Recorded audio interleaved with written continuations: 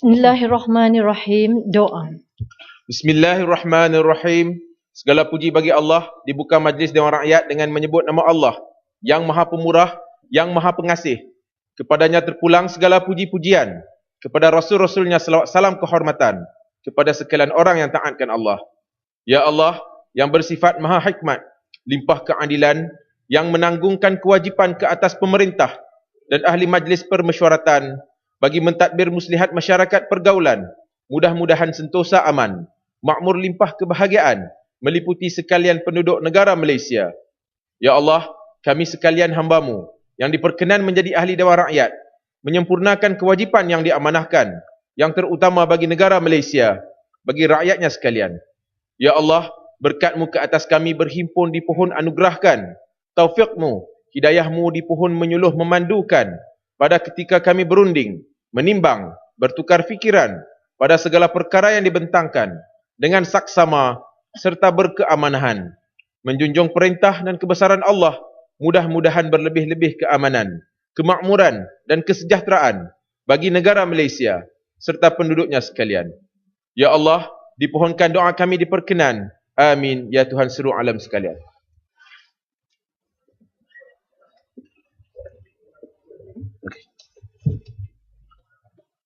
Pertanyaan-pertanyaan bagi jawab lisan.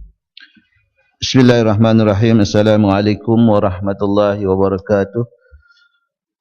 Salam sejahtera. Saya jemput Datuk Samsul Anwar bin Haji Nasarah. Sila. Terima kasih Datuk Speaker. Yang Berhormat Menteri, soalan saya nombor 1. Sila, Yang Berhormat Menteri. Bismillahirrahmanirrahim.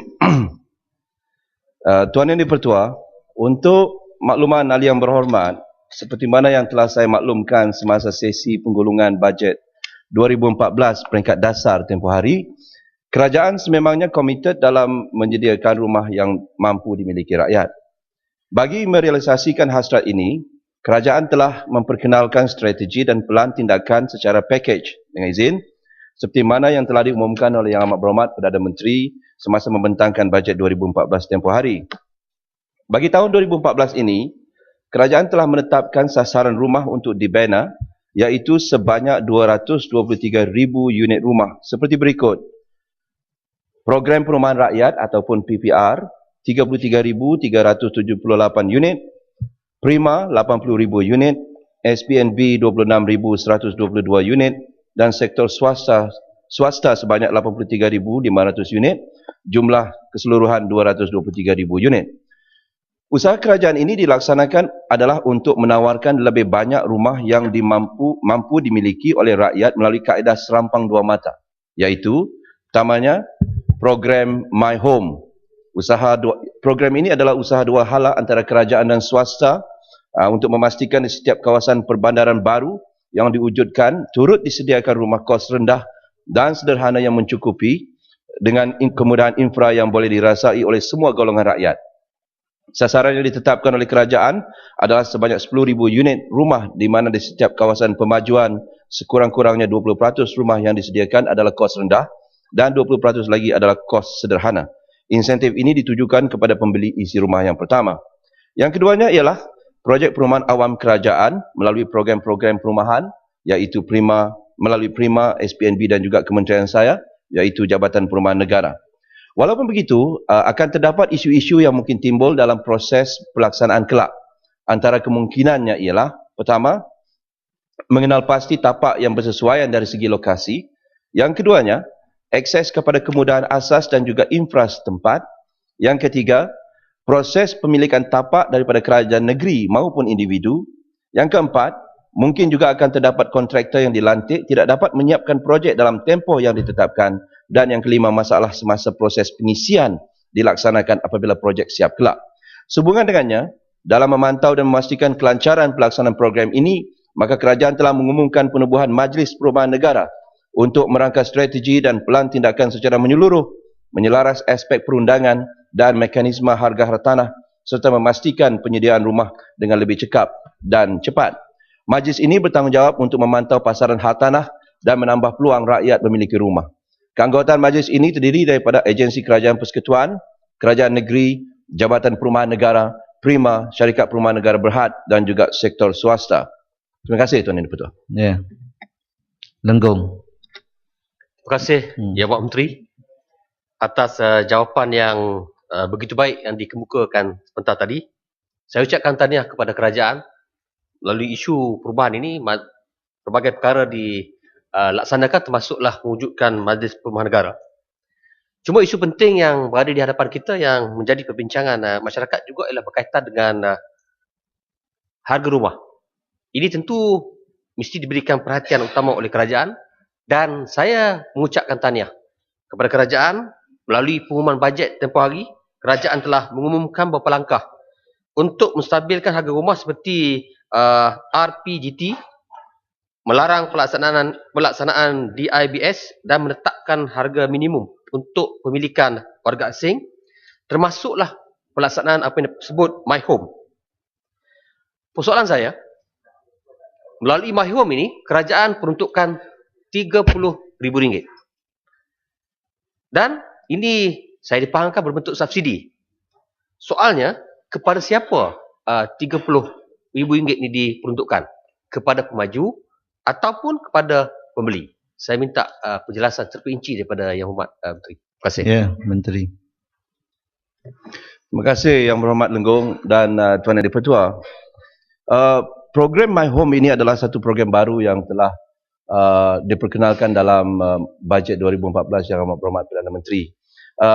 Untuk makluman, latar belakang program My Home ini adalah pertamanya kita akan memberi subsidi sebanyak RM30,000 untuk 10,000 unit tahun hadapan, di mana projek-projek perumahan yang layak, yang menawarkan sekurang-kurangnya 20% rumah kos rendah yang berharga lebih kurang RM75,000 sebuah, dan kalau diberikan subsidi RM30,000 bermakna harga itu adalah RM45,000, dan juga 20% rumah mampu milik yang berharga sekitar RM200,000, dan kalau diberikan subsidi tinggal lagi harga itu RM170,000, dan pendapatan isi rumah tidak melebihi RM3,000 dan mestilah pembelian rumah yang pertama.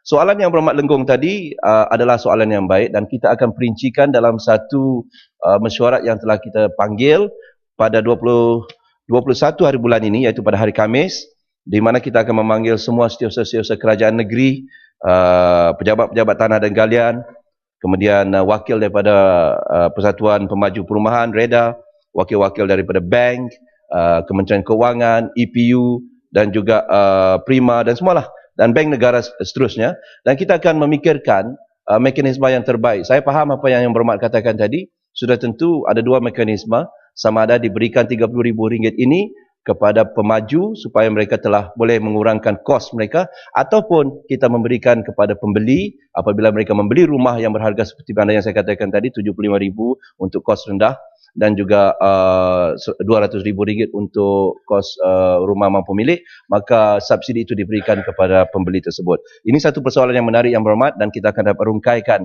dalam mesyuarat 21 hari bulan ini nanti. Terima kasih Tuan Ketua. Ya, Kuala Langat. Terima kasih Datuk Speaker yang budiman yang memilih Kuala Langat untuk soalan tambahan. Menteri telah diberi maklum tadi sebanyak 223,000 sasaran utama untuk disiapkan rumah mampu milik yang telah pun dikatakan 20% berjumlah hampir 10,000 unit rumah yang akan didirikan dengan kos harga sekitar 45,000. Ditolak 30,000 subsidi yang diberitakan oleh Menteri berjumlah 75,000 iaitu 45,000. Soalan saya ialah mampu milik.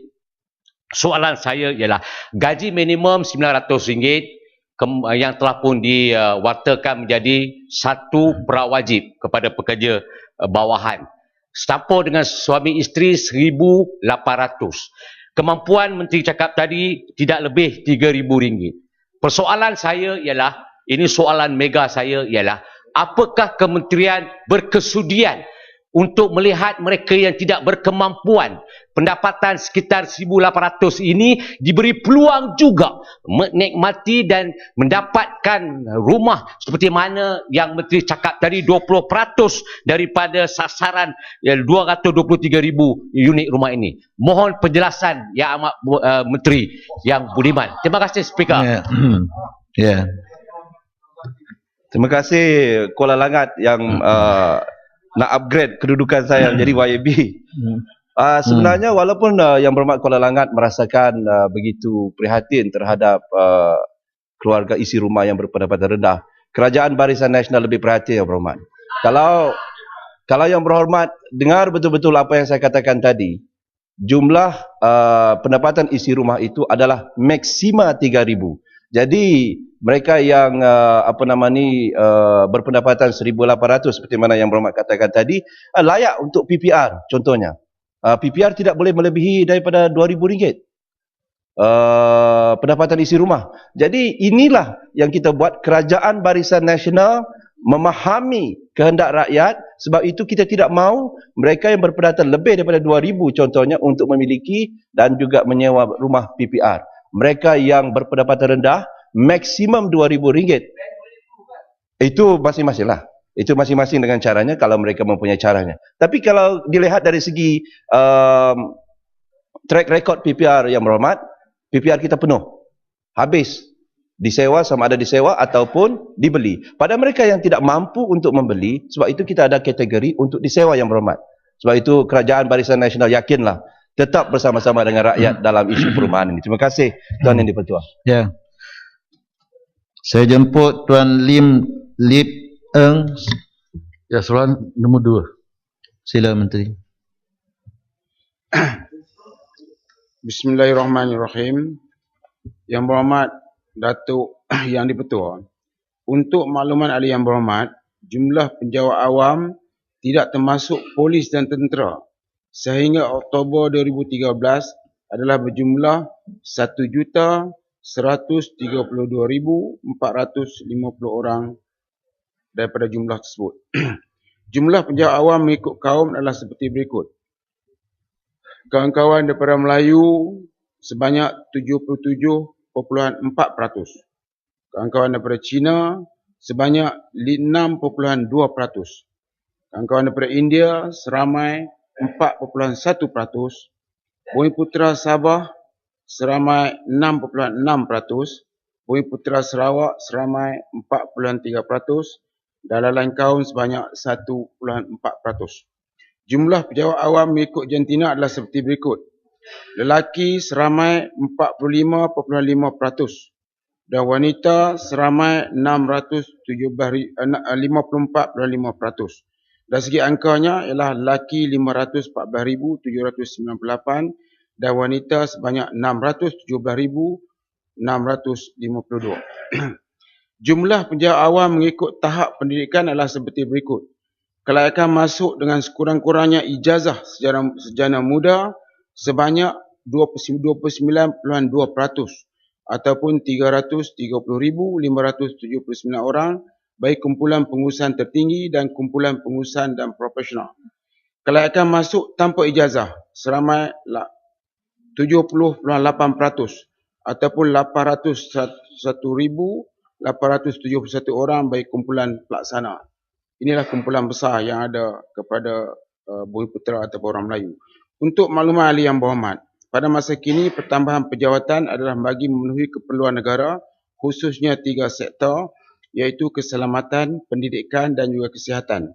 Bagi sektor lain, pendekatan penugasan semula, redeployment dengan izin dan tukar ganti, trade off digunakan bagi memenuhi keperluan fungsi dan juga beban tugas agensi. Terima kasih. Ya, segambut. Yazin, Datuk Yang di-Pertua. Adakah benar nisbah penjawat awam negara kita per kapita paling tinggi di dunia? Ini soalan pertama. Yang kedua, perbelanjaan yang paling besar tiap-tiap tahun dalam bajet kita untuk emolument penjawat awam adalah yang paling besar. Sebagai contoh, bagi tahun depan sebanyak 63 bilion soalan saya, adakah ini sehat? Is this healthy? Dan juga memenangkan saiz penjawat awam yang begitu tinggi, mengapa kerajaan masih membelanjakan ringgit Malaysia 7.2 bilion untuk syarikat perundingan bagi tahun 2010 sehingga 2013? Adakah kerajaan tiada keyakinan kepada penjawat awam untuk menjalankan tugas-tugas perundingan tersebut? Terima kasih. Ya, Menteri. Datuk yang betul. Yang pertama, perkataan dunia ni saya sukar nak gunakan kerana nanti dia salah tafsir. Yang keduanya, kita lihat bloggers dan juga orang-orang lain yang hanya melihat perkataan itu tanpa penjelasan, mereka sering salah guna. Jadi oleh kerana Yang Berhormat menggunakan perkataan dunia, Yang Berhormat cari sendirilah untuk perbandingan dengan dunia. Kecuali Yang Berhormat kena tanya saya secara rasmi, saya kena cari beberapa tempat untuk membolehkan dianya menjadi jawapan dunia. Pada masa sekarang, itulah kedudukan perkhidmatan awam kita berdasarkan jumlah penduduk, dan ini adalah merupakan cukup baik kerana di samping membantu negara, dalam masa yang sama kita juga memberi peluang pekerjaan. Yang Berhormat kena ingat, hasil daripada sokongan anggota kerajaan, Malaysia telah berada di tahap yang ke-6 sebagai negara yang paling mudah untuk orang berniaga. Yang Berhormat boleh bandingkan dengan negara-negara lain yang telah disenaraikan. Jadi kalau yang ini saya percaya, sepatutnya pihak kawan-kawan sebelah sana, DAP, PKR dan yang PAS terima hakikat bahawa ini kejayaan. Kejayaan kita puji. Sebab kadang-kadang ada juga kawan-kawan sana puji Penang, Selangor dan juga Kelantan. Sekarang puji pula kerajaan Malaysia, hasil sokongan pegawai-pegawai kerajaan, maka kita berada di tahap yang ke-6 dalam dunia. Dalam masa yang sama, orang-orang kaya di Malaysia ini boleh kata hampir semua melalui proses bersama dengan kerajaan. Dan bersama kerajaan berarti sokongan daripada pegawai-pegawai kerajaan. Termasuklah Ling Gotong, Ananda Krishna dan sebagainya. Kemudian yang nombor 2-nya, sama ada bayaran rundingan 7.2 bilion. Ini kenyataan yang dikeluarkan oleh Kementerian Kewangan. Kementerian Kewangan akan menjawab. Tetapi pada asasnya jumlah itu diambil kira berdasarkan kepada kontrak juga. Dalam kontrak dia ada bayaran rundingan. Jadi bayaran rundingan dalam kontrak itu dimasuk juga senarai sebagai juru kontrak ada lalui tender tak? Segambut. Dalam tender dalam tender. Jadi dia masuk. Jadi tak patut dimasuk dalam senarai konsultan sebab itu harga tender. Yang ini akan diperjelaskan oleh Menteri Kewangan nanti. Ya. Ya, Putatan. Terima kasih Datuk Yang di-Pertua selamat pagi. Handsome pagi. Ya, soalan. Ini soalan tambahan. Terima kasih kepada Menteri Gubernur. Ini saya fikir soalan ini yang saya akan utarakan. Saya mengharapkan Menteri memang tahulah. Memang tahu statistik dalam bentuk ini penyediaan kerja soalan kepada syarikat-syarikat swasta. Ini saya rasa Bagan pun setuju dengan soalan ni. Industri-industri, pemain-pemain industri yang bukan Bumiputera, saudagar-saudagar, terutama sekali syarikat-syarikat lesen A kepunyaan yang terutama sekali bukan Bumiputera. Berapa Bumiputera dalam yang dibagi kerajaan dalam syarikat-syarikat ini Menteri mesti tahu sebab ini satu agenda kerajaan yang diumumkan oleh Yang Amat Perdana Menteri yang memperkasakan ekonomi Bumiputera. Ya, saya harap Bagan setuju dengan saya, semua syarikat-syarikat kepunyaan yang bukan Bumiputera, berapa orang Bumiputera yang dibagi kerja.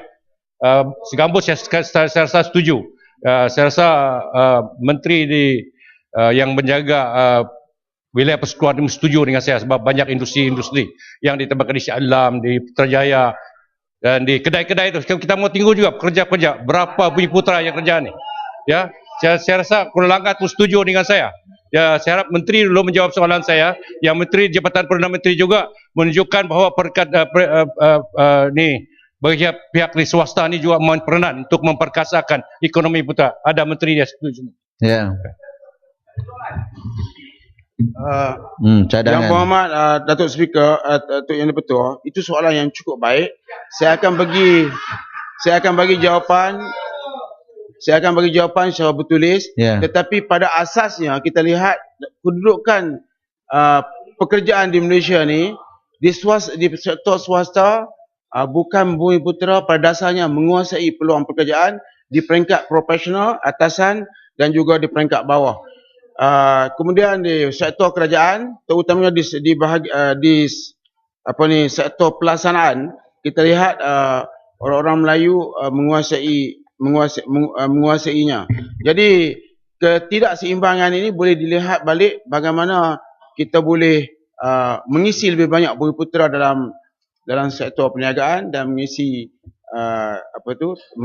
pihak bukan Bumiputera dalam sektor awam. Tetapi kita kena ingat dalam sebagai contoh sektor awam ni, semasa permohonan kerja dibuat, kita dapati sektor bukan Melayu kurang memohon. Sebagai contoh permohonan daripada orang Melayu sebanyak 1.7 juta yang memohon pekerjaan. Yang datang temuduga ialah 98,883 dan yang dapat pekerjaan ialah 27,092. Berbanding dengan orang Cina yang memohon orang Cina yang memohon ialah sebanyak 38,752 dan orang India lebih ramai 68,429. Tapi yang datang temuduga cuma orang Cina 3,987 dan orang India 3,902. Mereka kurang memohon di sektor kerajaan, dan untuk sektor swasta insya-Allah kita akan cari angka-angka yang boleh kita dapatkan dan saya akan bagi jawapan yang betul. Ya. Terima kasih di atas soalan. Saya jemput Tuan Anwar bin Abdul Manap. Sila. Lama menunggu, akhirnya naik juga. Tuan Yang Di-Pertua, soalan saya nombor 3. Ya, sila Menteri. Assalamualaikum warahmatullahi wabarakatuh. Datuk Yang Di-Pertua, untuk makluman Dewan Yang Mulia, ASEAN Open Sky Policy dengan izin ataupun polisi langit terbuka ASEAN adalah merupakan satu aturan yang membolehkan syarikat penerbangan negara-negara ASEAN untuk menyediakan perkhidmatan penerbangan tanpa had kapasiti, kekerapan ataupun jenis pesawat di antara mana-mana destinasi di negara-negara ASEAN. Melalui aturan ini, syarikat-syarikat penerbangan diberikan kebebasan untuk merancang dan menentukan jaringan penerbangan. Dalam hubungan ini, kesemua negara ASEAN telah bersetuju untuk melaksanakan polisi langit terbuka secara berperingkat bermula pada tahun 2010 sehinggalah pelaksanaan sepenuhnya pada tahun 2015. Bagi melaksanakan polisi ini, negara-negara ASEAN telah menandatangani 3 perjanjian langit terbuka dan protokol-protokol pelaksanaannya iaitu 1. ASEAN Multilateral Agreement on the Full Liberalization of Air Freight Services dan protokol 1 dan 2 hingga 2 bagi perkhidmatan kargo udara yang ditandatangani pada 20 Mei 2009.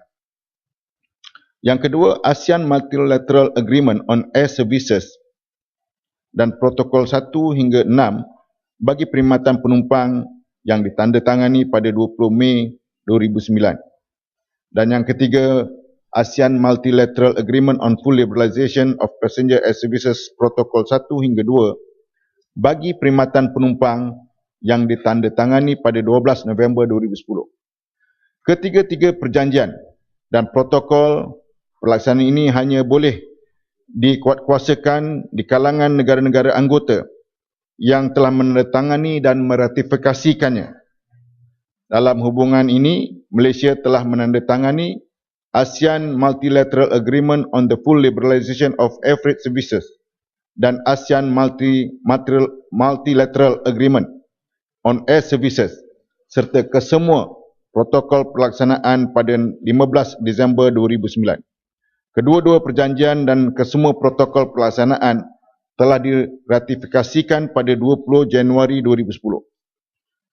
ASEAN Multilateral Agreement on Full Liberalization of Passenger Air Services dan kesemua protokol pelaksanaan pula telah ditandatangani pada 12 November 2010 dan diratifikasikan 24 Mei 2011. Sehingga kini kesemua negara ASEAN kecuali Indonesia dan Filipina telah menandatangani dan meratifikasikan ketiga-tiga perjanjian dan kesemua protokol pelaksanaan. Di antara pro ataupun kelebihan pelaksanaan ASEAN Open Sky Policy kepada syarikat penerbangan negara terutamanya MAS adalah seperti berikut. Satu, pengujudan hak trafik yang liberal akan memberikan fleksibiliti kepada syarikat penerbangan Malaysia untuk merancang serta meluaskan jaringan penerbangan mereka ke negara-negara ASEAN, terutamanya negara-negara yang mana hak trafik di peringkat dua hala adalah terhad.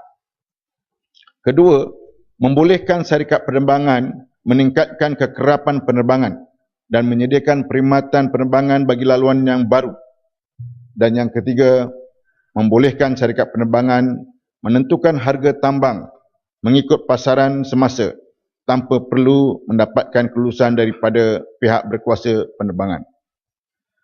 Di antara kontra pelaksanaan ASEAN Open Sky Policy ini kepada syarikat penerbangan negara, terutamanya MAS adalah seperti berikut.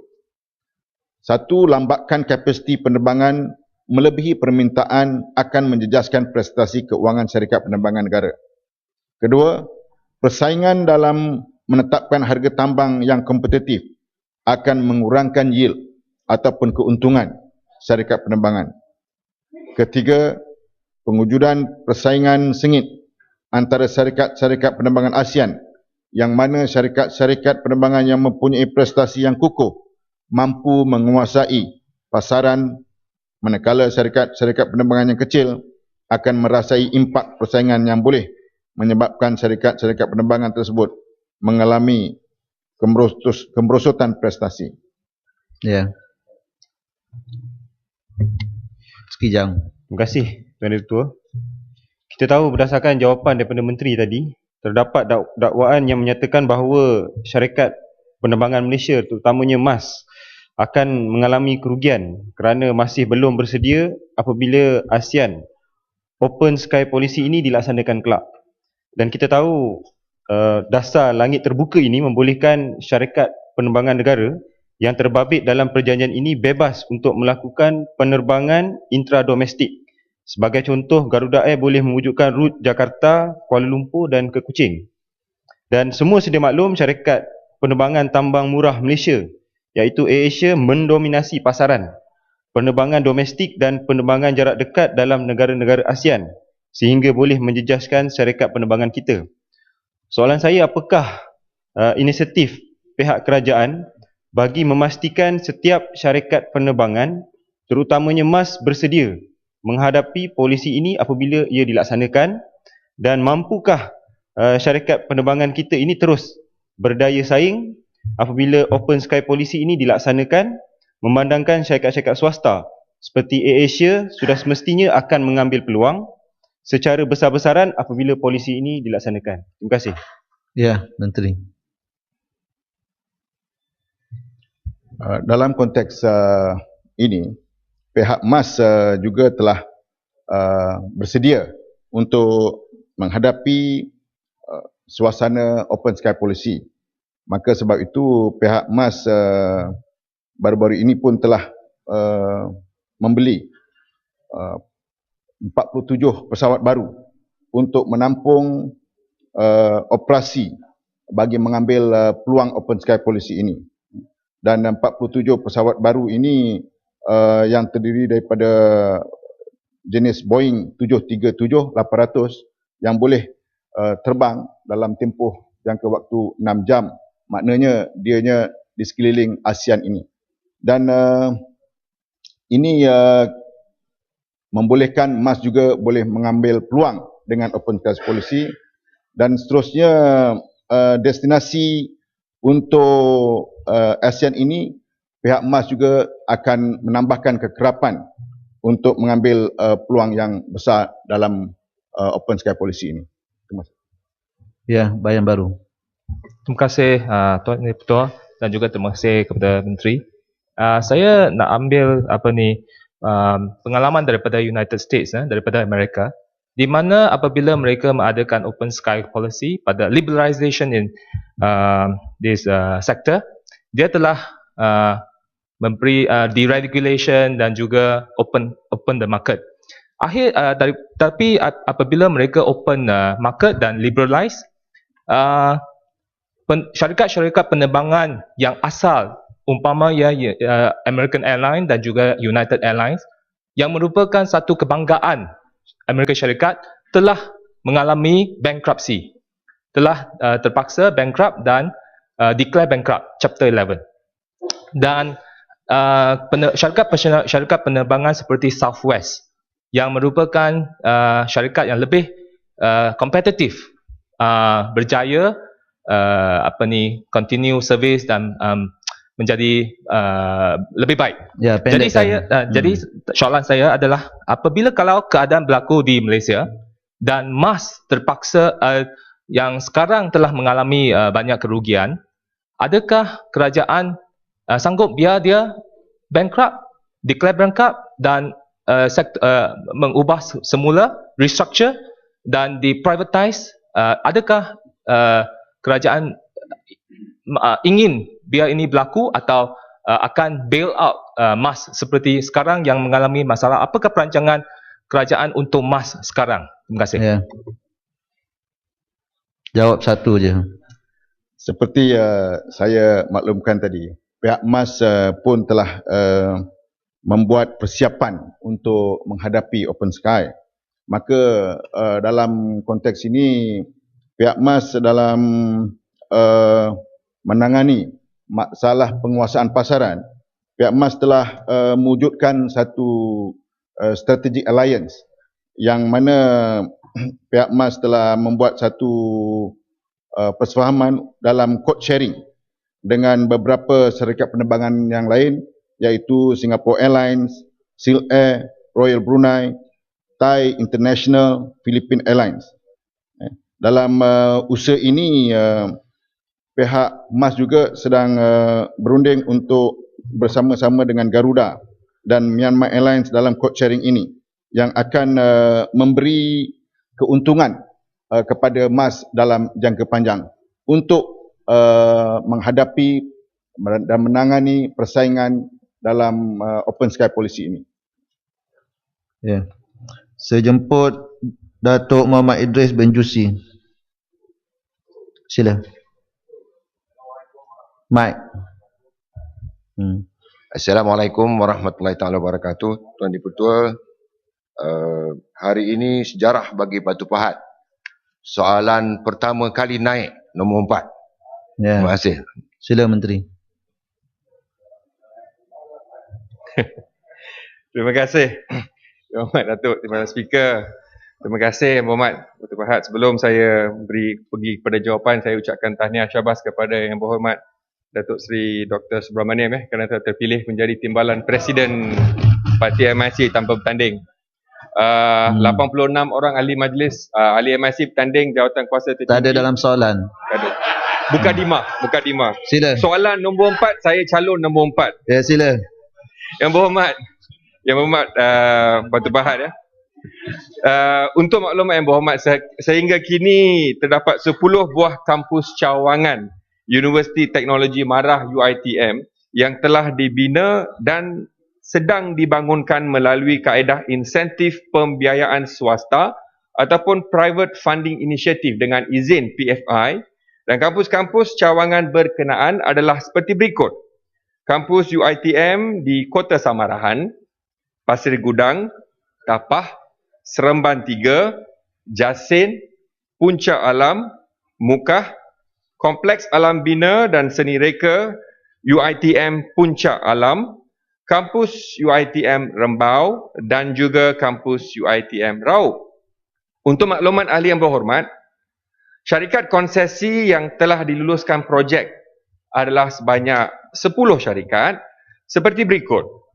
Reka Jaya Projek Sendirian Berhad, Damai Abadi Johor Sendirian Berhad, Unitapah Sendirian Berhad, Inovatif Mewah Sendirian Berhad, YBK Usaha Sama Sendirian Berhad, Trip LC Ventures Sendirian Berhad, KP Mukah Development Sendirian Berhad, Rumpun Positif Sendirian Berhad, Agro Village Sendirian Berhad dan Utusan Intelek Sendirian Berhad.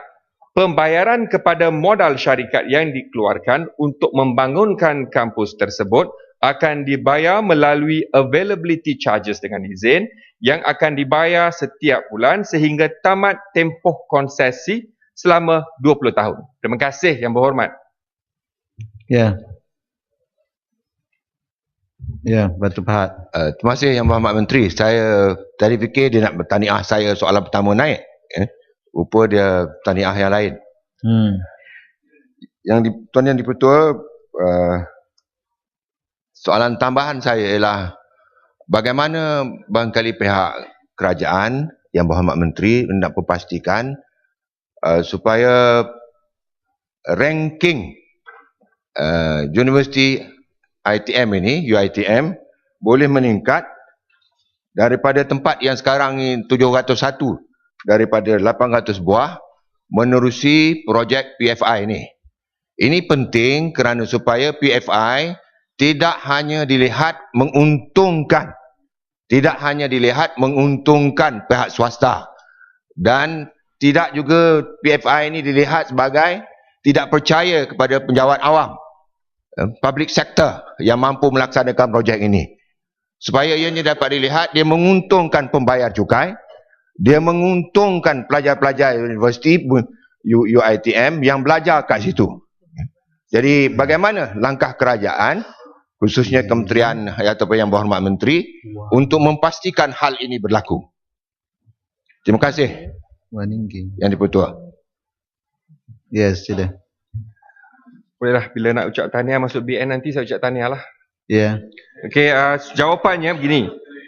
Ranking universiti bagi kita di Kementerian Pendidikan dalam sektor pengajian tinggi itu akan sentiasa kita beri keutamaan. Bukan saja UiTM. Kita sedar bahawa UiTM mempunyai semua kewibawaan, malah di Dewan Yang Mulia ini ramai bekas pelajar UiTM telah menjadi pemimpin. Dan kita akur bahawa kebolehan dan kewibawaan mereka. Kita akan terus memastikan ranking bukan saja UiTM, malah semua universiti-universiti di Malaysia ini IPTA akan kita usahakan. Contoh, kita sudah wujudkan Universiti Apex. Saya menjawab Yang Berhormat. Tadi betul, kalau boleh saya menjelas sikit. Tak boleh. Tak boleh. Tak apalah. Sabar. Saya jumpa di luar dewan je lah. Ini soalan jawab lisan. Perbahasan nanti boleh mencelah. Sabar. Terima kasih Datuk Speaker. Saya pun terkejut tiba-tiba kali pertama naik soalan ni. Okey. So saya balik kepada jawapan. So kita atas ranking universiti ni kita akan memastikan segala apa yang harus kita lakukan. Pelan strategik pengajian tinggi negara ini pun memberi pengkhususan dan kita. Contoh Apex, melalui Apex University USM telah melonjakkan beberapa perkara yang penting, meninggikan perkhidmatan mereka, taraf mereka naik. RU universiti di negara kita pun cukup baik, universiti-universiti lain semua baik. Itu akan kita laksanakan. Untuk atas aspek kepercayaan, tak ada kena-mengena langsung. PFI dengan kepercayaan teras kaki tangan awam, dua landasan yang berbeza. Tak ada kena-mengena. Ini kerana komitmen kerajaan untuk membina 10 kampus cawangan untuk kerajaan untuk buat sekali dalam tahun 2. Contoh 10 kampus ini akan kita selesaikan dalam masa mungkin 2016, 3 tahun dari sekarang. Tapi untuk kerajaan mengambil inisiatif untuk membina dengan dana tersendiri untuk 10 kampus ni mungkin tak boleh. Kerana kita juga harus faham, kita ada bukan saja universiti, kita ada politeknik, kita ada college community, 10,094 sekolah. Semua ini perlukan pembangunan dan komitmen kerajaan. Maka kita menggunakan kaedah PFI ini untuk melaksanakan keperluan ini dalam masa yang terdekat. Terima kasih Yang Berhormat. Ya, sebelum saya jemput Kuala Selangor ya, kita mengalu-alukan tetamu kita. Sila duduk Kuala Selangor. Ahli-ahli yang berhormat, sukacita dimaklumkan bahawa bersama-sama kita Dewan Yang Mulia ini, delegasi dari Standing Committee on Foreign Affairs, Defence and Security of the Parliament of Namibia yang diketuai oleh Honorable Billy William Waningge dan anggota seramai 4 orang. Kepada Yang Berhormat Billy William Waningge dan delegasi, Dewan ini mengalu-alukan kehadiran mereka ke Dewan Yang Mulia ini. Sila Kuala Selangor. Terima kasih Datuk Yang Pertua, terima kasih Yang Menteri. Dalam ucapan bajet Yang Berhormat Perdana Menteri telah menyatakan usaha pemekasan ekonomi putera ini yang mana pihak kerajaan telah bersetuju untuk menambah perkhidmatan pelajar UiTM kepada 250,000 orang. Soalan saya bagi memastikan keutuhan dan falsafah UiTM ini tetap terus terbela. Terutama sekali dalam Akta 174 dan Perlembagaan Negara, adakah pihak kerajaan mempunyai perancangan dalam usaha untuk mengiktiraf UiTM kepada Universiti Diraja, memandangkan Chancelornya adalah Yang Tuan Agong dan faktor-faktor yang lain? Dan yang kedua, saya mohon agar pembinaan Hospital Perubatan UiTM Puncak Alam Kuala Selangor dapat disegerakan memandangkan keberatan penduduk yang semakin bertambah dalam Parlimen Kuala Selangor. Terima kasih. Ya. Sila. Terima kasih Yang Berhormat Kuala Selangor atas soalan. Terima kasih Datuk Yang Ketua. Atas status diraja ni memang satu proses, memang satu tindakan dan akan kita lihat dan akan cuba kita segerakan. Dalam aspek penambahan murid apabila siap 10 projek yang kita telah laksanakan dalam masa tahun 2016 ni, kita jangka akan dapat meningkat dalam lebih kurang 50,000 pelajar dalam 10 kampus ini di seluruh negara. Dan ini memang seperti mana yang telah dihasratkan oleh Amat Berhormat Perdana Menteri baru-baru ini. Ini sehaluan dengan pendapat beliau dan cadangan beliau atas menyegerakan kampus di UiTM yang dicadangkan oleh Alam Bina itu. Ya, Puncak Alam okey, hospital tu memang kita akan selarilah dengan pembinaan UiTM ni. Kita mengambil pendapat dan cadangan Yang Berhormat dan kita akan segerakan proses ini. Terima kasih Yang Berhormat. Terima kasih Datuk Speaker. Ya. Saya jemput Dr. Mansur bin Abdul Rahman. Sila. Terima kasih Yang Dipertua yang baik hati hari ini. Assalamualaikum warahmatullahi. Salam sejahtera untuk semua. Soalan saya nombor 5. Sila. Sila Menteri. Terima kasih Datuk Ketua, terima kasih Yang Berhormat SIG. Kerajaan BN sentiasa menyedari kepentingan pembangunan luar bandar terhadap pertumbuhan ekonomi negara yang inklusif dan seimbang seperti yang disarankan dalam model ekonomi, model baru ekonomi. Jadi dalam hal ini, penekanan dan tumpuan turut diberikan terhadap usaha pembangunan perusahaan kecil dan sederhana yang terangkum dalam IKS yang beroperasi di kawasan luar bandar, termasuk di daerah-daerah yang kurang maju seperti daerah SIG Kedah. Berbagai program telah pun dirancang dan dilaksanakan untuk menggalakkan pertumbuhan PKS di kawasan luar bandar dan juga daerah-daerah yang kurang maju. Seperti kalau di peringkat MITI kita ada program showcase satu daerah, satu industri, produk dan quality enhancement program ataupun grooming, entrepreneurship courses dan seminar. Selain daripada di SME Corp sendiri, ada Bumiputera Enterprise Enhancement Program ataupun BEEP, BIP. Begitu juga SME Emergency Fund untuk kes-kes PKS yang terjejas disebabkan bencana alam. Selain daripada Business Accelerator Program ataupun BAP. Begitu juga Enrichment and Enhancement Program ataupun E-Square. Selain MPC ataupun Malaysian Productivity Corporation menyediakan program pembangunan kapasiti. Oleh demikian, Datuk Mentua, ya sila. Program-program terus dijalankan dan program-program terus dirancang dan dilaksanakan dengan saya nak tekankan di sini tentang kawasan-kawasan yang kurang maju ni, penubuhan pejabat-pejabat cawangan negeri oleh pelbagai agensi kerajaan persekutuan di seluruh negara termasuk SME Corp Malaysia yang mempunyai pejabat cawangan di negeri Kedah telah memudah dan mempercepatkan penyaluran maklumat mengenai pelbagai jenis bantuan dan khidmat nasihat yang disediakan kerajaan untuk kebaikan PKS. Menyedari kepentingan dan sumbangan PKS kepada ekonomi negara, kerajaan akan sentiasa meneruskan usaha membangunkan PKS termasuk di kawasan luar bandar, khususnya di daerah-daerah yang kurang maju. Justru MITI, ini penting, MITI mengalu-alukan supaya pihak kerajaan negeri, PBT ataupun pihak berkuasa tempatan, termasuk ahli-ahli yang berhormat untuk melihat dan mengenal pasti potensi kawasan masing-masing dalam merancang dan membangunkan IKS di kawasan tersebut.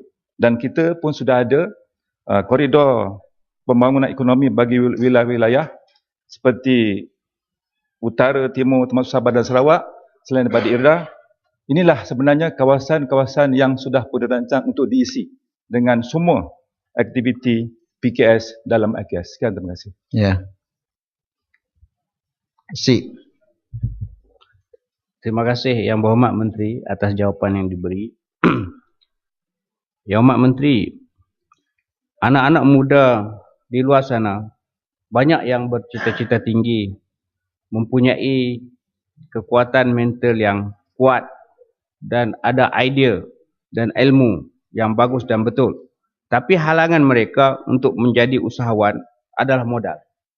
Adakah kerajaan mempunyai rancangan jangka masa panjang untuk membuka cawangan mini SME di bandar-bandar yang kecil supaya khidmat nasihat dan pinjaman yang lebih mudah boleh didapati? Dan adakah ada rancangan kerajaan dalam jangka masa panjang untuk membantu usahawan-usahawan yang telah mendapat pinjaman ini yang kita nampak hampir gagal, iaitu sebelum mereka gagal dan menjadi muflis?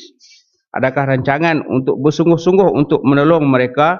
Dan juga bagi usahawan-usahawan muda ini yang muflis, adakah rancangan untuk menolong mereka, memberi peluang mereka semasa mereka masih muda supaya mereka dapat bangun kembali? Harap dapat penjelasan. Terima kasih Yang Berhormat Sik. Seperti yang saya sebutkan tadi, kerajaan persekutuan di seluruh negara telah pun menubuhkan SME Corporation Malaysia di beberapa cawangan termasuk di Kedah. Selain daripada SME Bank, ada SME Corp dan juga SME Bank. SME Bank untuk tujuan memberi pinjaman mudah bagi modal kerja dan juga peralatan termasuk mesin. Jadi saya fikir anak-anak muda mempunyai akses yang luas di situ. Tetapi satu perkara, Datuk Mentua, ialah selain daripada kita menyediakan sama ada SME Corp Malaysia ataupun SME Bank di negeri masing-masing, di beberapa negeri-negeri masuk Kedah, yang kita lihat ialah urusan membayar semula. Ini yang mungkin menjadi satu masalah bagi mereka berada di luar bandar termasuk anak muda. Justru SME Bank contohnya telah pun bekerjasama dengan pihak BSN, kerana BSN ada di kawasan luar bandar ataupun di bandar-bandar pekan-pekan untuk menyalurkan maklumat, lebih-lebih lagi untuk memudahkan urusan bayaran balik bagi peminjam-peminjam daripada SME Bank. Itu maklumat yang saya boleh sampaikan setakat ini. Bagi peluang kedua, seperti yang sebutkan tadi, saya sebenarnya mengucapkan tahniah kepada pihak Yang Berhormat Sik kerana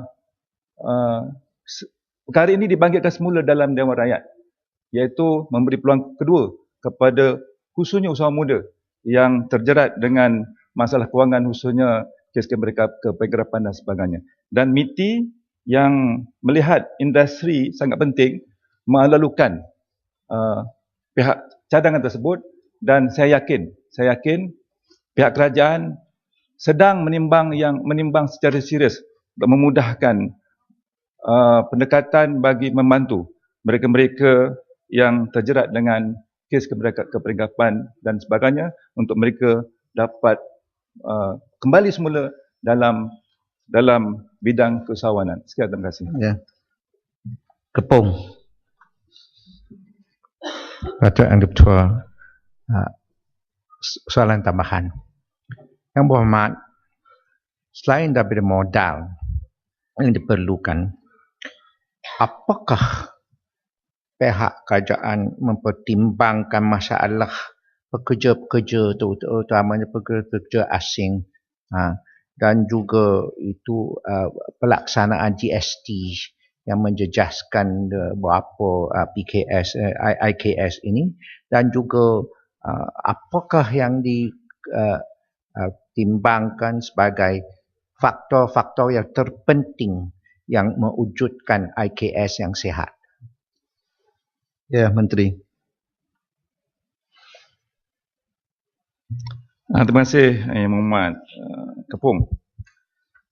Sebenarnya tentang pekerja asing kita sedia maklum telah pun menjadi lambakan dalam negara kita. Maka sebab itulah salah satu daripada perkara yang ditekankan dalam Pelan Induk Industri Malaysia yang terbaru ialah untuk kita berhijrah daripada industri berasaskan buruh ataupun labor intensif dengan izin kepada industri berasaskan high end ataupun berteknologi tinggi.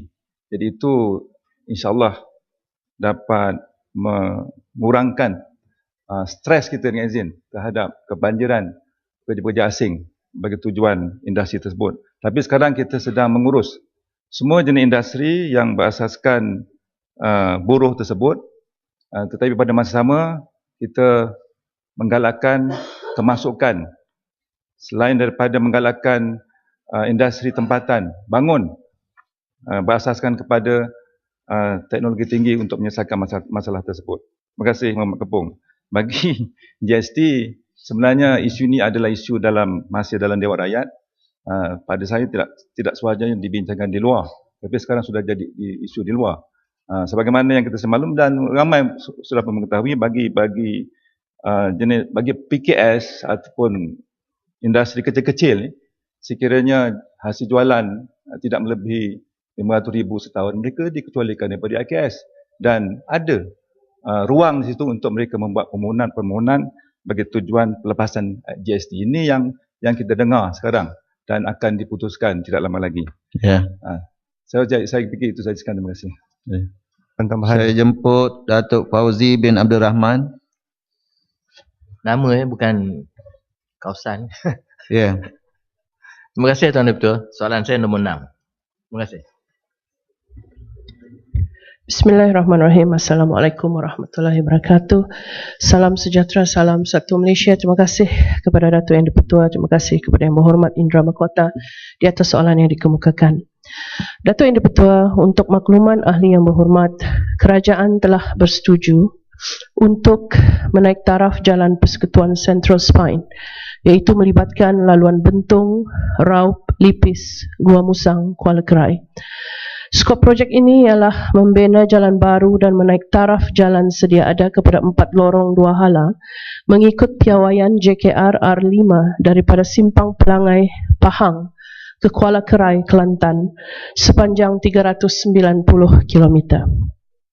Datuk Yang Dipertua, projek dengan anggaran kos sebanyak 6 bilion ini telah dibahagikan kepada 6 package dan dilaksanakan secara berfasa bermula dari rancangan Malaysia yang ke-10.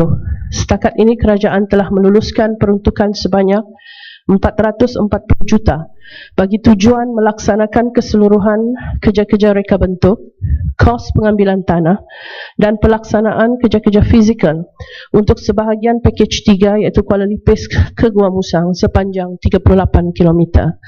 Manakala dengan pakej-pakej yang lain, pembinaan dijangka akan dilaksanakan dalam tempoh rancangan Malaysia yang ke-11.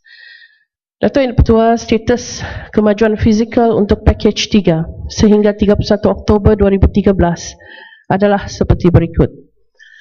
Pakej pertama, maafkan saya, yang pertama, Kampung Kubang Rusa ke Kampung Sungai Yu, Kuala Lipis 7 km telah siap sepenuhnya pada 15 November 2013. Yang kedua, Kampung Sungai Yu ke Felda Cegar Perah 2, Kuala Lipis 6.6 km telah siap pada April 2013. Yang ketiga, Felda Cegar Perah 2 ke Felda Telang Kuala Lipis 12.4 km masih dalam peringkat pembinaan tetapi menjurus kepada 49.9% siap. Dan yang keempat, Felda Telang Kampung Kecur Kuala Lipis ke Kampung Kecur Kuala Lipis 11.8 km masih dalam peringkat pembinaan tetapi sudah 55% siap. Datuk Yang Dipertua, untuk makluman ahli yang berhormat, kerajaan setakat ini tiada perancangan untuk membina jalan baru untuk menghubungkan Kuantan ke Ipoh melalui Jerantut Kuala Lipis Cameron Highland. Ini kerana projek tersebut tidak termasuk dalam blueprint Pelan Induk Pembangunan rangkaian jalan raya di Semenanjung Malaysia yang diterbitkan pada tahun 2008. Tambahan pula, cadangan projek ini melibatkan kos yang tinggi berikutan bentuk muka bumi yang berbukit bukau.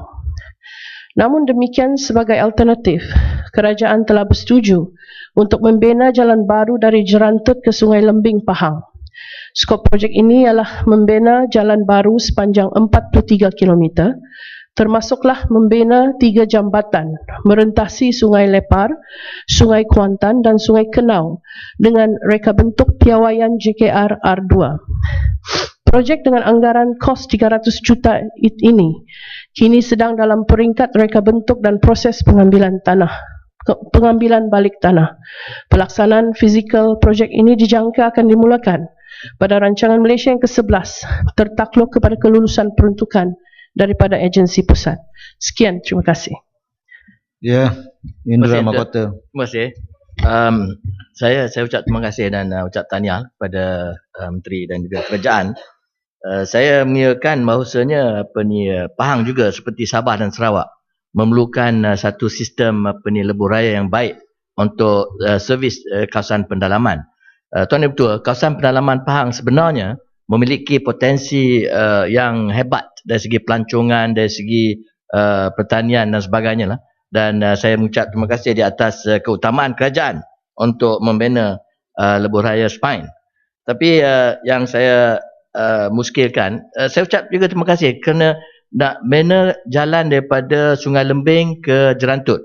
Sebenarnya Sungai Lembing Kuantan ke Ipoh hanya memerlukan upgrading jalan Jerantut ke Lipis dan Lipis terus ke Cameron Highland sudah ada dan baiki Cameron Highland terus ke Ipoh. Tuan Dipertua, sebenarnya saya kira itu dah hampir matlamat memberi ruang kepada kawasan pedalaman seperti Lipis. You see, pembangunan ini boleh ada dua faktor. Satu oleh kerana economic factor. The other one is the geographical factor. Di mana tidak ada faktor ekonomi, faktor geografi boleh membantu pembangunan dalam kawasan pedalaman dan menjadikan Lipis sebagai jalan ada orang kata crossroad, ini akan menaikkan kawasan pedalaman. Saya ucap terima kasih. Hanya saya minta kalau boleh sedikit saja antara Jerantut dengan Lipis dia juga di-upgradekan. Terima kasih. Ya. Kalau kan Sah Menteri nak jawab dulu. Okay, terima kasih kepada Yang Berhormat Indra Mahkota di atas soalan tambahan. Saya bersetuju Yang Berhormat ya. Pahang merupakan negeri yang mempunyai potensi yang besar ya, dan cadangan Yang Berhormat tadi pun adalah satu cadangan yang baik. Cuma pada ketika ini kerajaan belum ada mempunyai perancangan. Namun pada masa yang sama saya ingin maklumkan kepada Yang Berhormat ya, bahawasanya terdapat 4 jalan perhubungan utama di antara pantai barat dan ke pantai timur di Semenanjung Malaysia ini Yang Berhormat ya. Izinkan saya untuk memaklumkan bahawa terdapat 4, iaitu Lebuh Raya Timur Barat Greek Perak ke Jeli Kelantan. Yang kedua, Jalan Simpang Pulai Perak ke Lojing Guam Musang Kelantan. Yang ketiga, Lebuh Raya Pantai Timur iaitu LPT 1 daripada Kuala Lumpur Karak Temerloh dan Kuantan. Dan yang keempat, Jalan Persekutuan 2 Kuala Lumpur, Karak, Temerloh, Kuantan yang berhormat ya. Dan rangkaian jalan raya tersebut adalah rangkaian jalan utama yang menghubungkan di antara pantai barat dan pantai timur. Namun pada masa yang sama saya ingin juga menyatakan di sini yang berhormat bahawa kerajaan ya akan sentiasa mempertimbangkan berdasarkan peruntukan dan juga keutamaan. Ya, dan kerajaan akan melihat juga kepada faktor kesesakan yang berhormat. Jadi di bawah package 3 tadi dilaksanakan lebih awal disebabkan oleh faktor keselamatan yang berhormat. Jadi kita dahulukan. Jadi kalau sekiranya ada faktor-faktor lain yang mempengaruhi, insya-Allah kerajaan akan sentiasa mempertimbangkan berdasarkan kepada peruntukan dan keutamaan. Dan itu saja jawapan saya, Datuk Yang Pertua. Terima kasih. Ya. Dipis. Terima kasih kepada Yang Berhormat Yang Dipertua, dan saya terima kasih kepada Indra Mahkota, sahabat lama ni, yang membangkitkan soal pembangunan Pahang Barat. Lipis termasuk dalam Pahang Barat. Dan saya merakamkan ucapan terima kasih kepada pihak kerajaan kerana telah membina jalan CSR daripada setakat ini pada Lipis Merapuh yang dah berhampiran dengan Gumusang, dan insya-Allah akan disambungkan kepada Rauk dan Bentong. Tetapi apa yang dibangkitkan oleh wakil daripada Indra Mahkota sebentar tadi, ia merupakan satu pembangunan untuk membantu pembangunan di dalam kawasan Pahang Barat, khususnya Jerantut, Lipis, Rauk dan Bentong. Kalau boleh masuk Kuala Kerau sekali lah, maknanya maksudnya. Bukan kalau boleh, kena masuk. Kena masuk. Kena masuk Kuala Kerau sekali. Dah bagi peluang Lipis, tak masuk Kuala Kerau pula. Sila. Soalan. Jadi soalan saya, ia melibatkan daripada Kuantan ke Jerantut satu jarak yang begitu panjang sekali. Dan daripada Jerantut ke Lipis hanya jarak yang begitu pendek sekali. Dan hubung kaitnya saya rasa tidak melibatkan kos yang begitu tinggi. Demi pembangunan Jerantut, Kuala Kerau, Lipis, Rauk dan Bentong. Seterusnya Cameron Highland itu sendiri. Yang mana rangkaiannya yang dinyatakan oleh Nama Kota tadi telah berrangkaian. Cuma diperlukan upgrade saja. Di-upgradekan untuk menjadi bertambah baik, yang saya kira boleh membangunkan kawasan Pahang Barat ini. Pahang Barat ini merupakan kawasan yang jauh ketinggalan. Jauh ketinggalan daripada kawasan daerah-daerah lain di dalam negara kita jika panjang, dibandingkan. Jadi sekarang persoalannya adakah pihak kerajaan boleh dalam Dewan Yang Mulia ini membantu untuk memasukkan ia dalam rolling plan ataupun dalam blueprint ataupun dalam rancangan Malaysia ke-10 juga. Dalam rancangan Malaysia 10 yang masih ada lagi 2-3 tahun. Saya ingat Nama Kota sangat setuju kerana demi anak Pahang kita sangat setuju atas saranan soalan itu. Setuju, tapi soalan pendek. Minta Kuala Kerau pun kawasan pekan yang masih kecil. Saya minta Yulan Dewan Yang Mulia ni bantu Yang Berhormat Datuk Speaker kita juga dalam membangunkan soal Kuala Kerau yang hubung kaitnya. Syukurlah Yang Berhormat. Hubung kaitnya Menteri jawab. Adalah jalan raya itu sendiri. Ya. Terima kasih kepada Yang Berhormat Lipis. Orang Pahang ni memang baik-baik belaka. Pendek je soalan dia. Jerantut ke Lipis, itu je. Yang lain-lain bunga. Yang Berhormat, saya ingin memaklumkan bahawa keutamaan kementerian pada ketika ini adalah pembinaan Central Spine yang akan melibatkan kos 6 bilion dan jajarannya juga sudah disediakan mengikut package-package yang telah perjelaskan lebih awal tadi. Namun saya juga ingin memaklumkan pada masa yang sama bahawasanya projek jalan baru di Pahang Barat tiada dalam perancangan blueprint kementerian iaitu blueprint pelan induk pembangunan rangkaian jalan raya. Kerana Yang Berhormat, sebabnya adalah mengenai isu-isu yang melibatkan kos yang tinggi serta seperti yang kita ketahui keadaan demografi Pahang sendiri yang berbukit bukau yang sangat mencabar. Dan namun yang berhormat, seperti yang saya nyatakan dalam jawapan tambahan kepada persoalan tambahan yang dibangkitkan tadi, kita sudah mempunyai laluan timur barat iaitu Gerik Jeli, Simpang Pulai, Lodging dan Gua Musang serta LPT yang berhormat namun saya juga ingin menyatakan seperti yang saya nyatakan lebih awal, bahawasanya kerajaan akan sentiasa mempertimbangkan mengenai mengenai cadangan-cadangan yang telah dibangkitkan ini berdasarkan peruntukan yang sedia ada.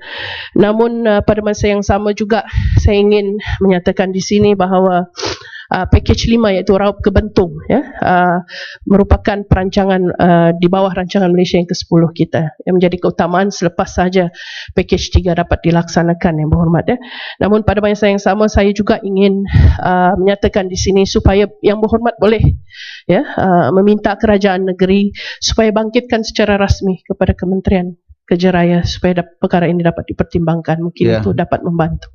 Terima kasih Yang Berhormat. Saya jemput Datuk Nuraini binti Ahmad.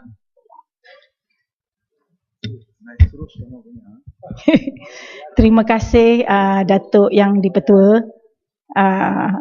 Soalan saya, soalan nombor 7, tahniah kepada Yang Berhormat Menteri yang datang sendiri dan tahniah menang tanpa bertanding timbalan Presiden MIC. Ya. Terima kasih.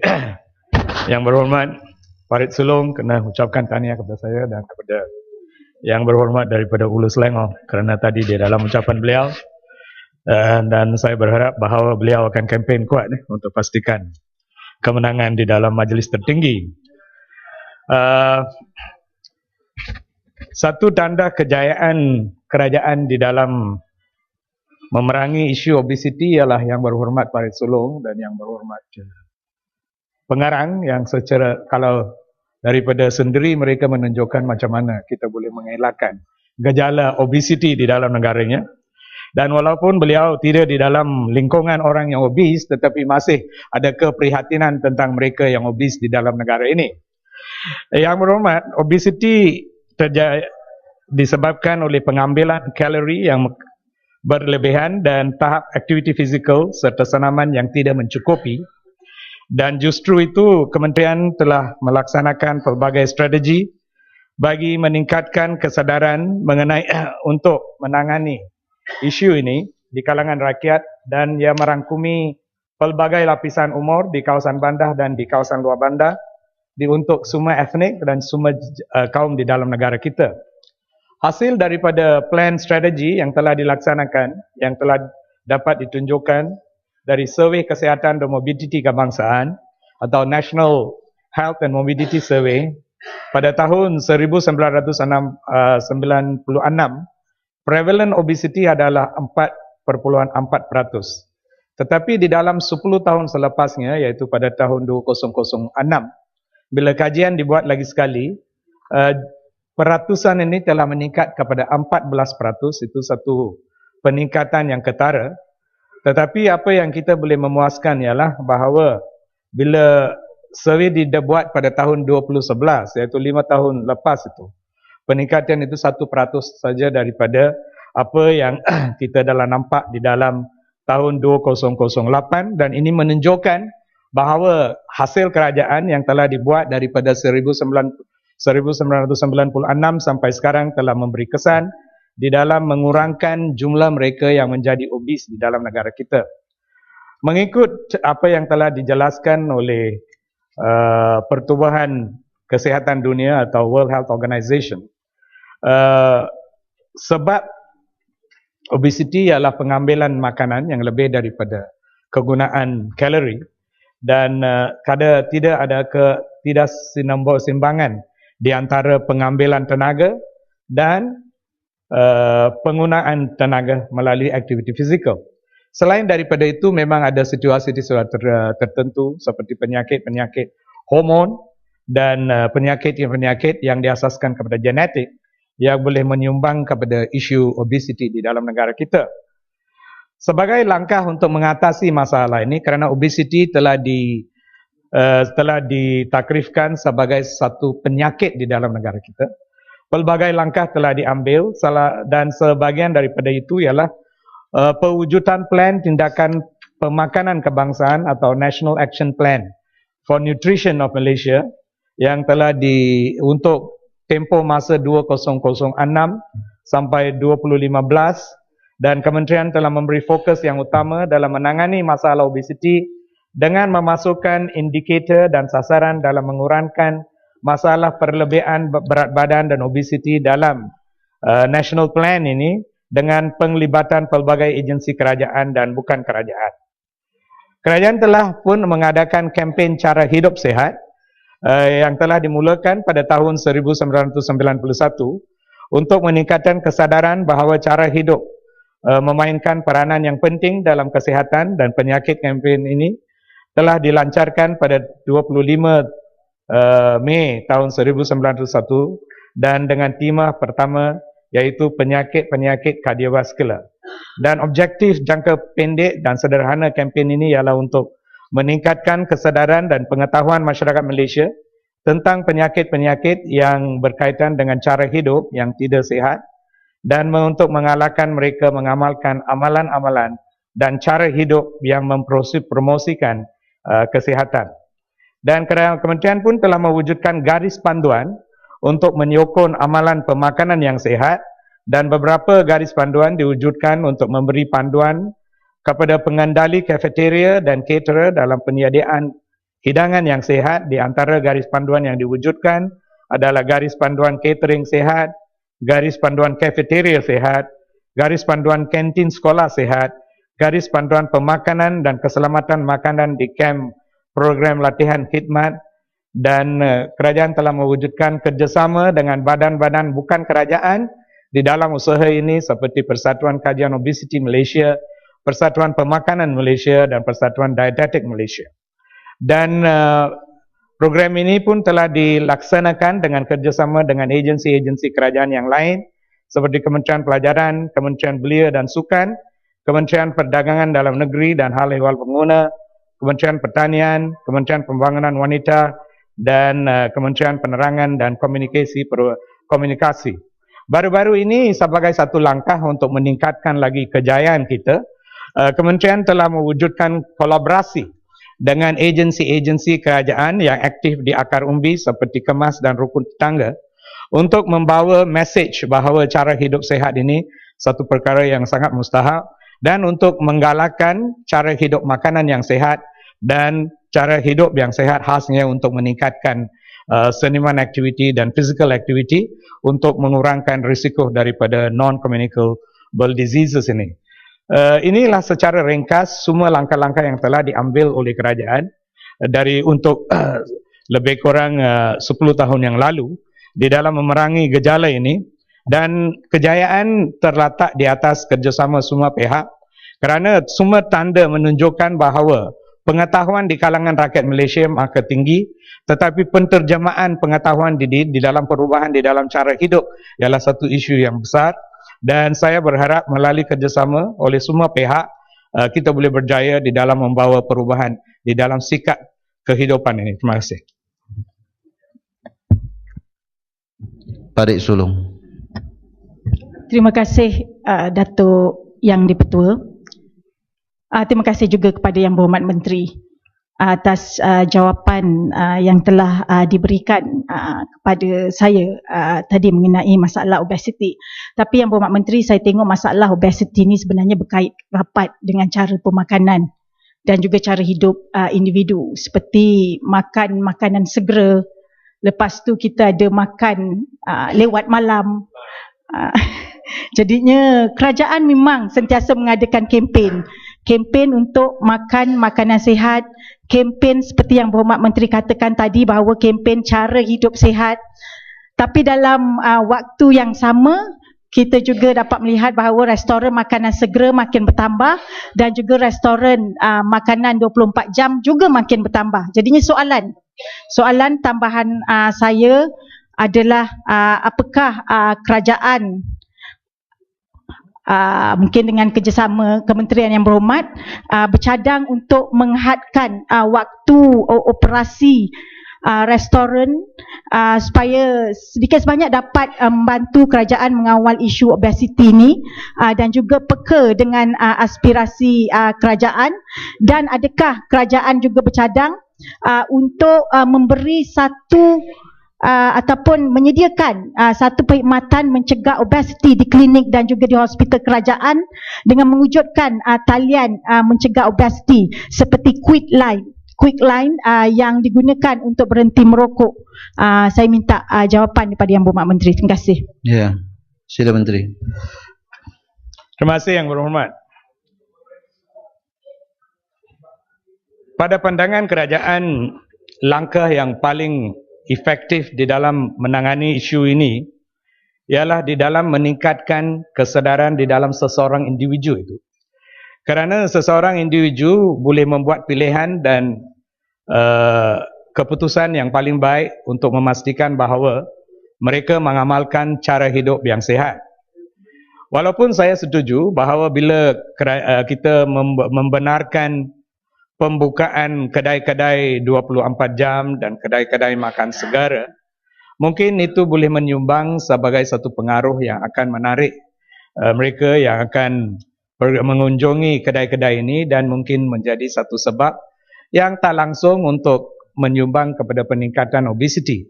Tapi yang lebih mustahak daripada itu ialah kesadaran seseorang individu secara sendiri, secara mana melalui pengetahuan yang mereka ada, mereka mempunyai keyakinan yang besar untuk membawa perubahan di dalam cara kehidupan mereka.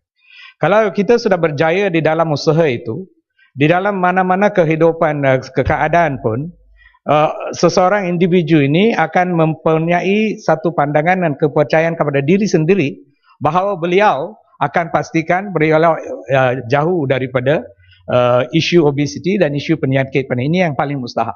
Dan ini adalah message yang kerajaan mahu hantar kepada tiap-tiap rakyat Malaysia bahawa mereka mempunyai hak untuk cara kehidupan yang sihat, dan mereka mesti mengikuti cara kehidupan yang sihat, dan melalui itu mereka akan menjauhkan diri daripada penyakit-penyakit yang akan membawa risiko yang tinggi.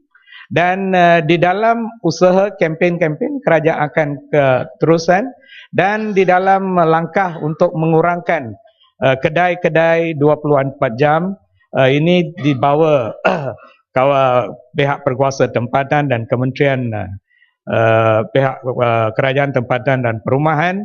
Mungkin ini adalah satu perkara yang mereka boleh kaji untuk lihat macam mana garis panduan boleh diberi untuk mengurangkan kedai-kedai ini. Dan ini adalah secara untuk soalan yang kedua itu, iaitu tentang kemudahan yang diberi di dalam sistem perkhidmatan kesihatan untuk merawati dan memberi nasihat kepada mereka yang obes.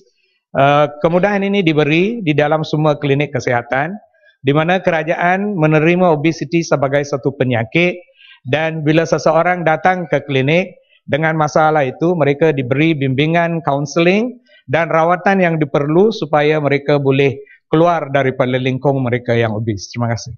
Ya, panjang soalan dan jawapan. Saya guna budi bicara lah. Saya jemput soalan nombor 8, Tuan William Leong Ji Ken. Soalan nombor 8. Ya. Terima kasih Tuan Yang Bertuah. Panjang lah. Soalan saya nombor 8. Sila.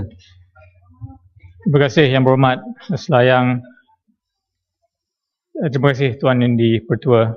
Bismillahirrahmanirrahim. Assalamualaikum warahmatullahi wabarakatuh dan salam sejahtera kepada semua, dan juga pada guru-guru dan adik-adik daripada Sekolah Idris Kebangsaan Tamil yang ada di atas sana. Datuk Yang di-Pertua, izinkan saya menjawab soalan Yang Berhormat Selayang bersama-sama dengan soalan daripada Yang Berhormat Tanah Merah Datuk Imal Hisham yang dijadualkan pada 20 bulan November nanti, kerana ia menyentuh perkara yang sama, iaitu berhubung dengan talent corp. Sila. Terima kasih. Yang Berhormat Selayang bertanya tentang kejayaan talent corp membawa pulang rakyat Malaysia untuk berkhidmat di negara kita. Untuk makluman ahli Yang Berhormat, talent corp telah pun mengambil alih program Returning Expert Program ini dengan izin daripada program asalnya yang bernama Brain Gain. Dan sejak diambil alih oleh talent corp, kita telah mendapat kejayaan dalam dua aspek, iaitu aspek kualiti dan juga aspek kuantiti. Dari segi kuantiti, sejak diambil alih oleh Talent Corp pada tahun 2011, seramai 2,316 orang telah pun berjaya diluluskan untuk pulang ke negara kita daripada sejumlah 3,848 permohonan yang telah dipilih. Jadi dari segi kadar kelulusannya adalah pada sekitar 60%. Ini merupakan satu jumlah yang banyak berbanding dengan jumlah 1,130 orang yang telah diluluskan dalam tempoh 2001 hingga 2010. Jadi dari segi kualiti telah pun kuantiti telah pun meningkat. Dari segi kualiti pula, kita dapati bahawa ini juga telah berjaya tambah baik, di mana kita dapati ramai pakar-pakar yang baik daripada luar negara telah dibawa pulang. Sebelum ini saya pernah menyebut tentang pengurusi Shell dan juga ketua pegawai eksekutif Malakoff, dan yang terkini kita juga telah berjaya membawa pulang beberapa pegawai-pegawai utama seperti Encik Paul Lau Hong Leong, ketua pegawai eksekutif Amlak Insurance, Encik Wan Azman Wan Abbas, Timbalan Presiden Pelaburan Felda Investment Corporation, dan juga Encik Dushantan Vaidyanathan, iaitu pengarah strategi transformasi Maxis Mobile. Jadi Datuk Yang Pertua, kedua-dua penambahbaikan dari segi kualiti dan juga kuantiti. Terima kasih. Ya, Selayang. Terima kasih. Soalan tambahan saya ialah, menurut laporan dunia 2011, lebih daripada 1 juta rakyat Malaysia yang berkemahiran telah berhijrah. Dan sebabnya ialah tentang dasar ekonomi baru. Saya meminta Menteri, adakah cadangan untuk membuat perubahan dalam dasar ini supaya dapat menarik balik rakyat yang berkemahiran? Ya, sila Menteri. Terima kasih Datuk Yang Pertua. Yang berhormat Selayang, sebenarnya kajian Bank Dunia tersebut adalah lebih komprehensif. Janganlah hanya ditumpukan kepada satu saja aspek ia. Memang Bank Dunia telah pun di dalam laporan Malaysia Economic Monitor mereka bertajuk Brain Drain tahun 2011 telah mengenapasi beberapa sebab-sebab utama migrasi mereka yang bekerja di luar negara. Antaranya ialah pertama sekali tentang kekurangan peluang kemajuan kerja ataupun lack of career development opportunities di Malaysia dengan izin. Keduanya tentang perbezaan gaji yang banyak, iaitu salary differences, dan juga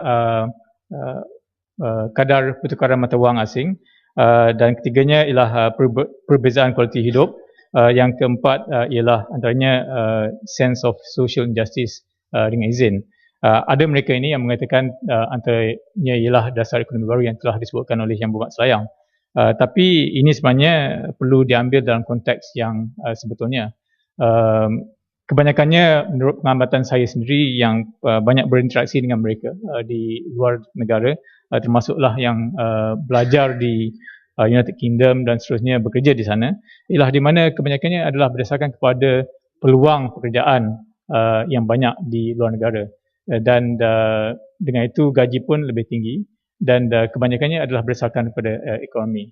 Yang disebutkan oleh Yang Berhormat Selayang merupakan banyaknya persepsi. Dan kalau kita lihatkan data dasar ekonomi baru ini, yang kita lihatkan tujuannya adalah sangat murni dan baik, iaitu pertamanya untuk mengurangkan kadar kemiskinan, tak kira sama ada bangsa Melayu, Cina, India ataupun yang lain. Yang keduanya ialah untuk mempertingkatkan tahap ekonomi, di mana kita tidak mahu mana juga identifikasi kegiatan ekonomi kepada mana-mana satu kaum. Jadi untuk itu kita mahu meningkatkan lagi tahap ekonomi kaum bumiputera. Ini tidak bermakna kita mengambil hak daripada orang lain, kita bagi pada bumiputera. Tidak.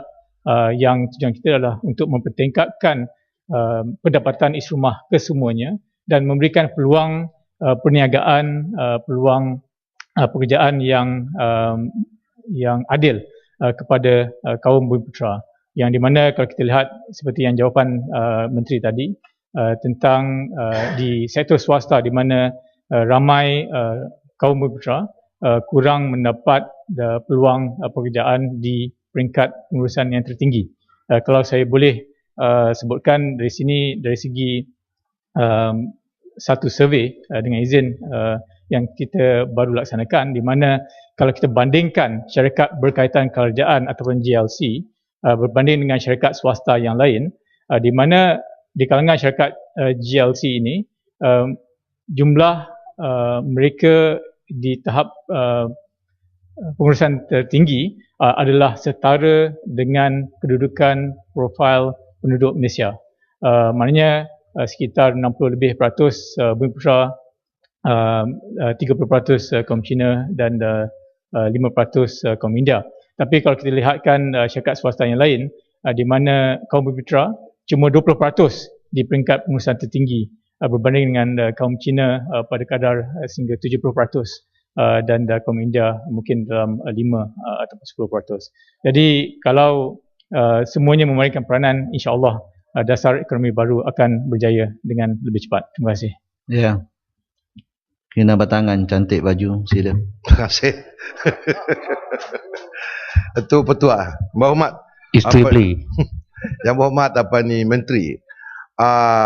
Program outreach yang dilaksanakan oleh Telenkop memang satu program yang baik sebab ianya sekurang-kurangnya boleh memberi peluang kepada rakyat Malaysia yang berkepakaran, yang istimewa untuk balik ke negara kita mendapat peluang pekerjaan.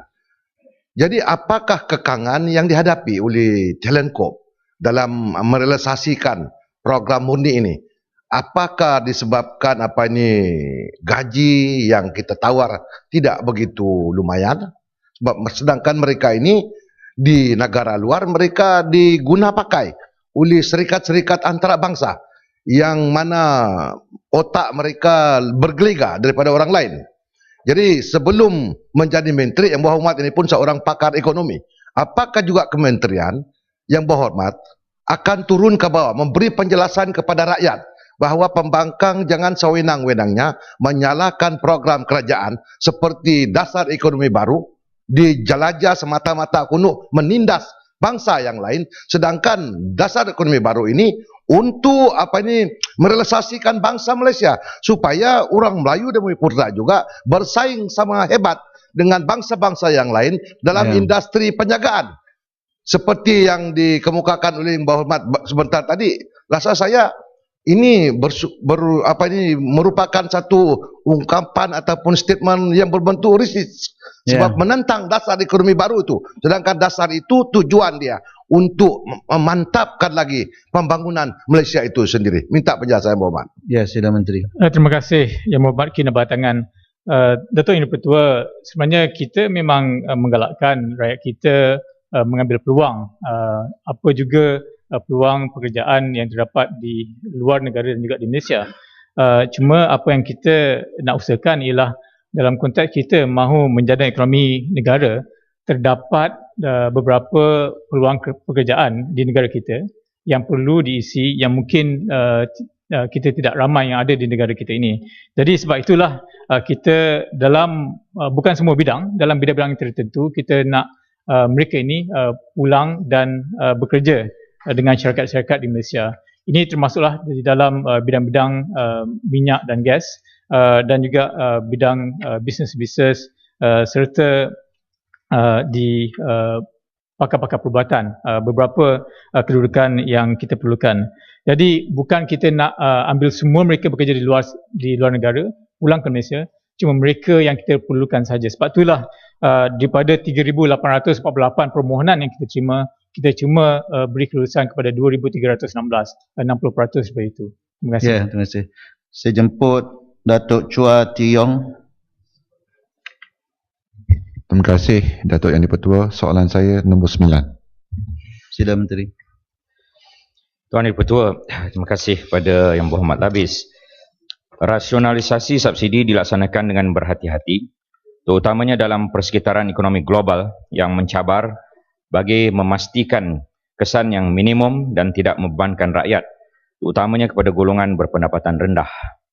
Dalam keadaan persekitaran luar yang tidak menentu, kebanyakan negara telah mengambil langkah-langkah drastik untuk mengurangkan defisit fiskal mereka, termasuk mengurangkan subsidi dengan kadar yang ketara.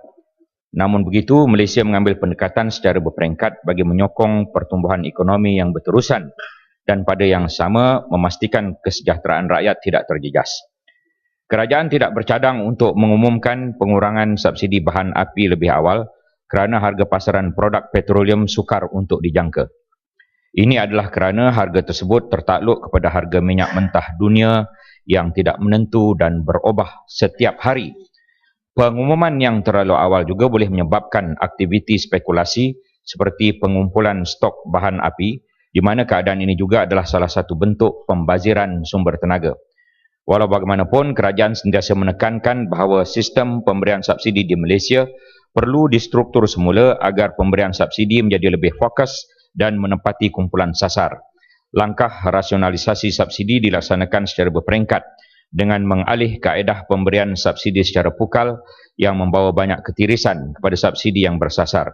Di bawah prinsip ini, pemberian subsidi akan tetap diteruskan tetapi akan disasarkan hanya pada golongan yang benar-benar memerlukan. Antara contoh subsidi yang kita berikan sekarang ini ialah tepung 71 sen subsidi sekilo, harga asal sepatutnya RM2.06 sekilo tapi di pasaran cuma RM1.35. Beras hancur 15, RM6 subsidi untuk 10 kilo, harga sebenar RM24 tapi di pasaran cuma RM18.